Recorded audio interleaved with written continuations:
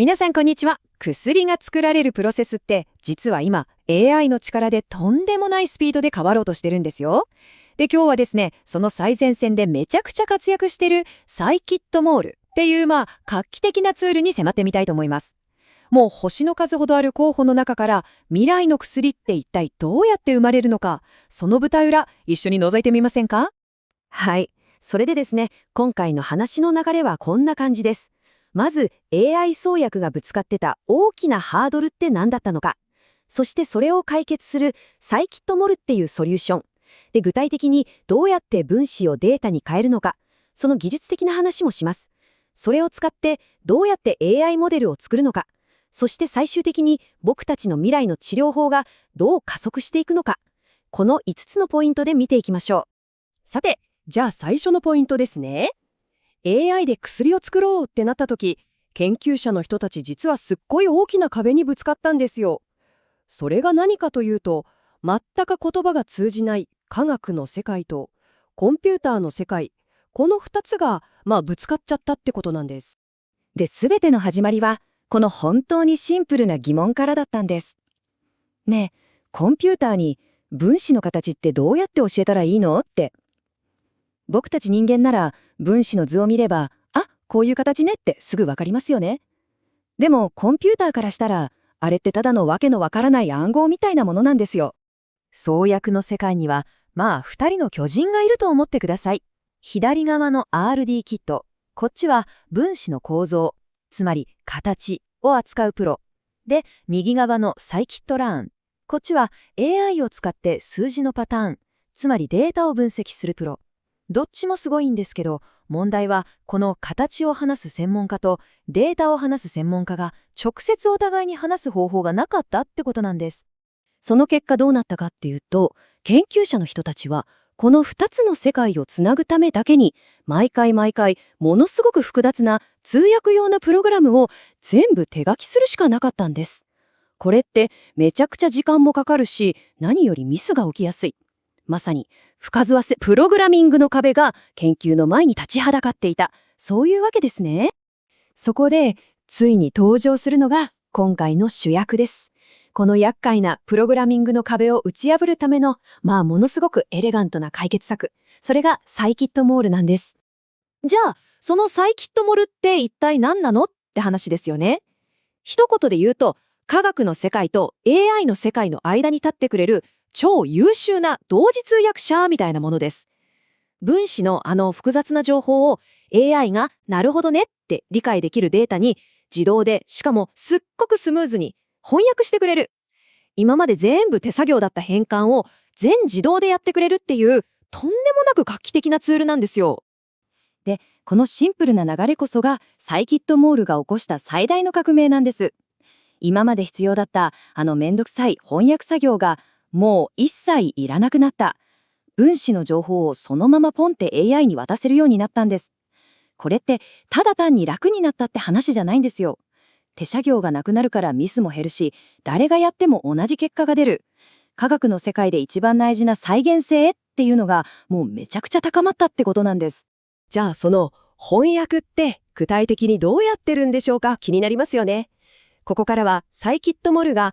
複雑な分子を AI がわかる言葉、つまり数字のデータに変換する、その賢い仕組みの裏側をちょっと見ていきましょう。その翻訳技術の主役がこのモーガンフィンガープリントっていうやつです。目的はすごくシンプル。一つ一つの分子に世界でたった一つだけのユニークな ID をつけてあげることなんです。そのために分子の構造を隅々までスキャンして、それを0と1がずらーっと並んだデジタルな暗号に変えちゃうんですよ。この考え方を理解するのに、もうこれ以上ないっていうくらいぴったりな例えがあるんです。そう、まさに分子の指紋。僕たち一人一人に違う指紋があるように、分子にもその構造を特定するための固有のデジタルな指紋をつけてあげる。これさえあれば AI はちゃんと分子を区別できるようになるってわけです。でもサイキットモルのすごいところは、ただ分子の指紋を作るだけじゃないんですよ。その分子の重さとか、水に溶けやすいのか、それとも油に溶けやすいのかみたいな特性も、なんと200種類以上も自動でリストアップしてくれるんです。これってその薬が体の中に入った時、ちゃんと吸収されて効いてほしい場所に届くのかとか、最終的にどうやって体の外に出ていくのかとかを予測するための、もうめちゃくちゃ重要なデータになるんです。で、これ、現場の研究者にとっては、もう本当にありがたい機能なんです。実際のデータって正直結構汚れてたり、書き方が人によってバラバラだったりするんですよ。サイキットモールはそういうデータを自動できれいにお掃除してくれるだけじゃなくて、もし手に負えないような変なデータがあっても、そこでプログラムが止まっちゃうんじゃなくて、賢くスルーして作業を続けてくれるんです。何万何十万っていうデータを扱う上で、このタフさはマジで頼りになります。さて、ここまで技術的な話をしてきましたけど、じゃあ、このすごい技術が、創薬っていうエキサイティングな現場で一体どうやって活かされるのか、いよいよその話に入っていきましょう。その代表的な使い方が、この QSAR って呼ばれる AI モデルですね。これ、簡単に言うと、AI に、この分子は薬として効いたよっていう成功例と、こっちはダメだったっていう失敗例のデータをもう山ほど見せるんです。そうすると AI が、ふむふむ、こういう形の分子は薬として効きやすいんでな、とか、こういう形はダメなのかっていう法則を勝手に学習してくれるんですよ。で、この賢くなった AI を使って何をするか。それが仮想スクリーニングです。もう言葉の通り、バーチャルでふるいにかけるんですね。まだ誰も知らない無数の候補となる分子のデータを AI に見せて、これは有望そうだね、とか、こっちはダメそう、みたいに実際に実験室で試す前にコンピューターの上で選別しちゃうんです。ちょっと、この数字を見てくださいよ。これが仮想スクリーニングの威力です。例えば、左側にある1万個もの薬の候補。これを AI の力にかけることで、本当に有望そうなたった100個にまで絞り込める。これによって節約できる時間と、そしてお金ってもう想像もつかないくらいですよね。まさに創薬の世界に起きた革命なんです。さて、最後に、ちょっと未来に目を向いてみましょうか。スキットモルは、もうこれで完成っていうツールじゃなくて、今この瞬間も進化を続けて医学研究の未来そのものを形作っている、そんな存在なんです。というのも、スキットモルってどこか一つの会社が作ってるわけじゃないんですよ。このロードマップを見てもらうとわかる通り、世界中にいる使命を持った開発の人たちが協力し合って、今もどんどん進化させてるんです。将来的にはもっともっととんでもなく巨大なデータを扱えるように、さらにパワフルになっていく予定だそうです。